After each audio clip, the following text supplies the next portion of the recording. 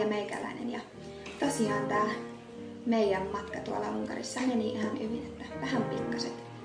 En tiennyt, että ollaan lähdössä rippileirille. Luulin, että turistimatka Pariisiin, mutta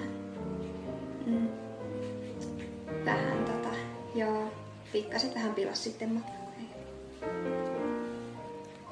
Ahram kirahvi Keniasta ja mä just meloin Afrikasta vadelmaveneellä.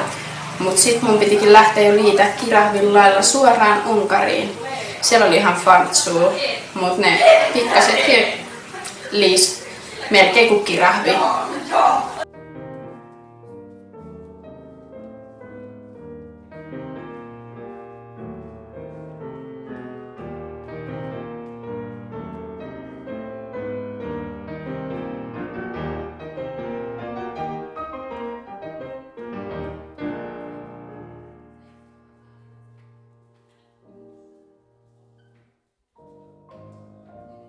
Moro, mä oon Rodger, mä oon Stadist.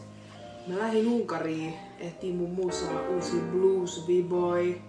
Viikko oli huikee ja mä vinkkinä sanon, että ottakaa siellä Bruno.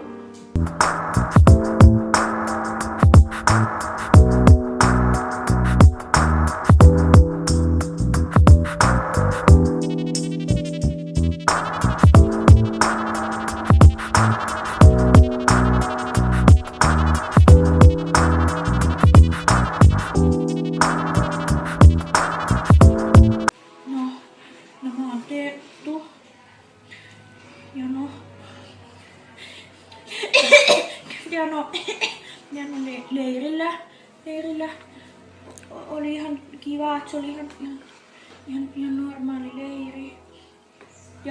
Ja no vinkkinä, että ihan vinkkinä.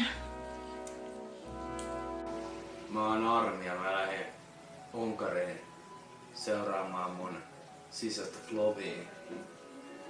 Mä yritin löytää mun minän, mut mä en löytänyt.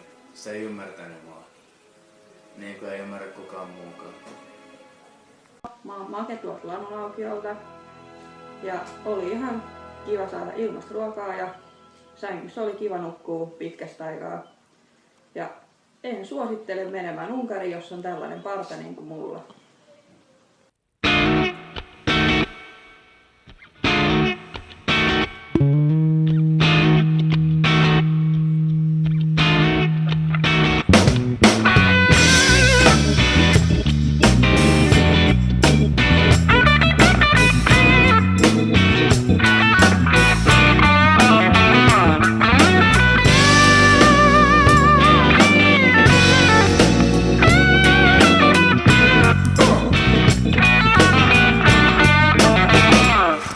Believe me, baby,